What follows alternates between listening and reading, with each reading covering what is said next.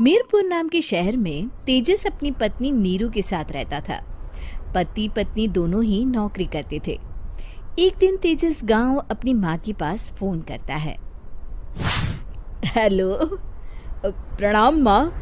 जीते रहो माँ, तुम दादी बनने वाली हो हैं? अरे वाह, ठीक है बेटा, मैं कल ही आती हूँ। जब माँ जी शहर पहुंची तो बेटे बहू ने बहुत अच्छे से स्वागत किया। लीजिए माँ जी, चाय। अरे गर्मा गर्म पकोड़े ले आओ माँ के लिए।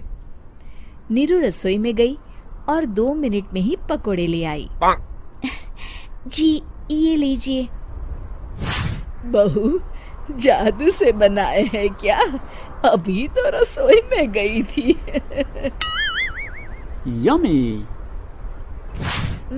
माँ जी, शीला रसोई में पकोड़े तल रही है, मैं बस लेकर आई। हे भगवान, मेरा धर्म भ्रष्ट कर दिया तूने। अब तो गंगा जल से शुद्धिकरण करना होगा। दूसरे दिन, माँ जी मैंने नाश्ता बना दिया है, ऑफिस जा रही हूँ। पर अभी तो घर का सारा काम पड़ा है। शीला आती ही होगी, झाड़ू पोछा बर्तन कपड़े वो सब कर लेगी। हमारे जमाने में घर का सारा काम हम ही करते थे। जी माँ जी, आप बहुत होशियार हैं, मैं घर ऑफिस दोनों नहीं संभाल पाती। तो जरूरत क्या है घर से बाहर जाकर चाकरी करने की? वैसे भी घर का काम खुद करने से घर में बरकत आती है, समझी? पर माँ जी। पर वर कुछ नहीं, इस महीने की पगार मिले फिर ऑफिस बंद है। हाँ। रात को नीरू तेजस से कहती है, सुनिए जी, माँ जी बोल रही थी कि मैं नौकरी छोड़ दूं।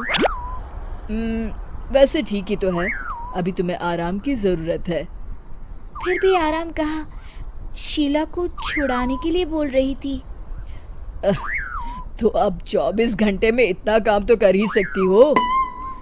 पर जॉब पसंद है मुझे, घर पर मन नहीं लगेगा।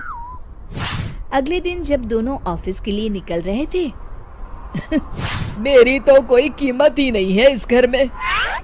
माँ जी, आजकल महंगाई बहुत है, रहन सहन भी बदल गया है, दोनों नौकरी करते हैं तभी ठीक रहता है।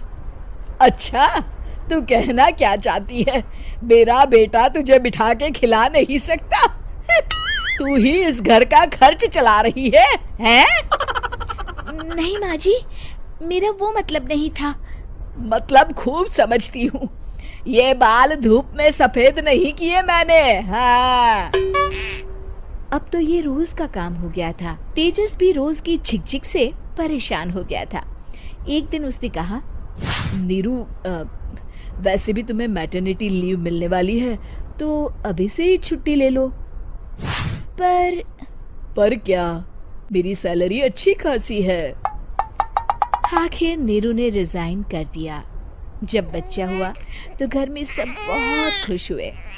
कुछ दिनों बाद तेजस फाइल देख रहा था।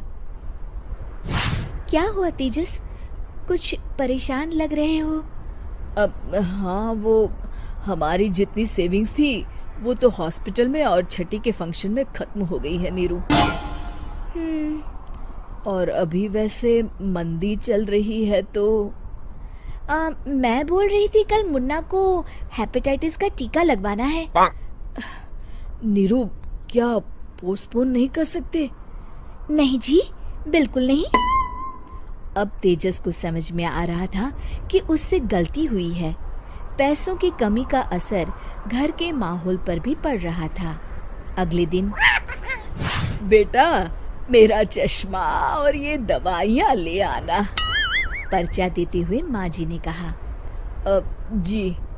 तेजस, मुन्ना के लिए दूध का डिब्बा और डायपर भी ले आना, और ये किराने के सामान की लिस्ट है, इसे भी लाना है। तेजस गुस्से में लिस्ट मरोड़कर फेंकता है और चिल्लाता है, पैसे क्या पेड़ पर उगते हैं? ये ले आना, वो ले आना। अरे पर ये जरूरत का सामान ही है। वो गुस्से में बिना कुछ कहे ऑफिस चला गया। अरे लंच तो ले जाइए। नीरू दौड़कर डिब्बा पकड़ाती है एक दिन खाना खाने के बाद, नीरू, अब तो मुन्ना कुछ बड़ा हो गया, तो अब तुम वापस ज्वाइन कर लो ना जॉब। पर इस रिसेशन में जॉब मिलना बहुत मुश्किल है। ट्राई तो करो। फिर मुन्ना, माँ जी है ना, और एक फुल टाइम मेड भी लगा लेंगे। पर माँ जी, उन्हें तो पसंद नहीं। तभी माँ जी वहाँ आ जाती है और प्यार से नीरू के सर पर हाथ फेरते हुए बोलती है, अब मेरी समझ में आ गया बहू, पहले के और अब के समय में अंतर है। तुम काम शुरू करो, मुन्ना की जिम्मेदारी मेरी। मेरी प्यारी माँ जी, ये कहकर नीरू उनके गले लग गई। शिक्षा, परिवर्तन संसार का नियम है, हमें भी समय के साथ चलना चाहिए। उम्मीद है कि आपको हमारी ये कहानी पसंद आई होगी। कृपया हमारे चैनल को सब्सक्राइब करें और सभी अपडेट्स के लिए बेल आइकन जरूर क्लिक करें। और हाँ, वीडियो लाइक और शेयर करना मत भूलिएगा। Bye bye.